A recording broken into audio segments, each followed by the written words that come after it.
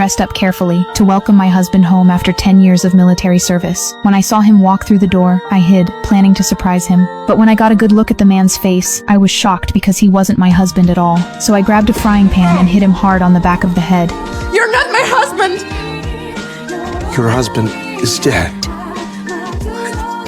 When I saw my husband's memorial photo, I couldn't hold back my emotions anymore. I broke down sobbing. I had waited 10 long years, and in the end, all I got was a cold photograph.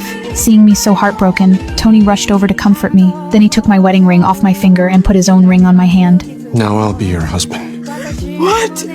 That's what he asked before he died. I was furious when I heard that. I couldn't accept this stranger in front of me, no matter what. So I angrily kicked him out of the house. Losing my husband nearly broke me. I cried all day long, but Tony didn't leave after being kicked out. He was afraid I might do something foolish. At that moment, he heard the sound of glass breaking and immediately jumped in through the kitchen window. Luckily, I had only fainted and wasn't hurt. Tony immediately picked me up, rushed into the bathroom, and brought me around with cold water. I slowly regained consciousness. Tony finally breathed a sigh of relief. He had promised his comrade that if anything happened, he would take good care of his wife. Otherwise, he'd never forgive himself.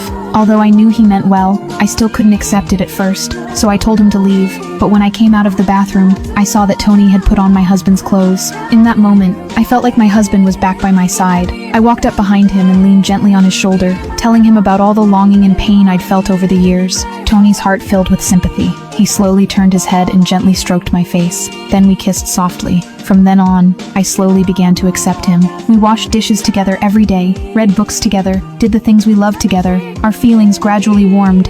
Whenever I slipped back into longing, he would thoughtfully bring me flowers to cheer me up. Gradually, I realized I had fallen in love with this man. But just as I decided to accept it all, Tony suddenly put his uniform back on to say goodbye. He said he'd been called away on an urgent mission and had to leave immediately. I rushed to block the door with my body, hoping he wouldn't leave me. But he said this mission was very special and he had to get back to his unit before dark.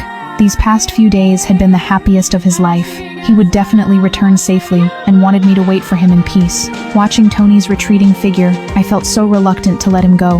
I never expected that after just a few days together, I would fall so deeply in love with this man. But what shocked me even more was that right after Tony left, my deceased husband actually came back.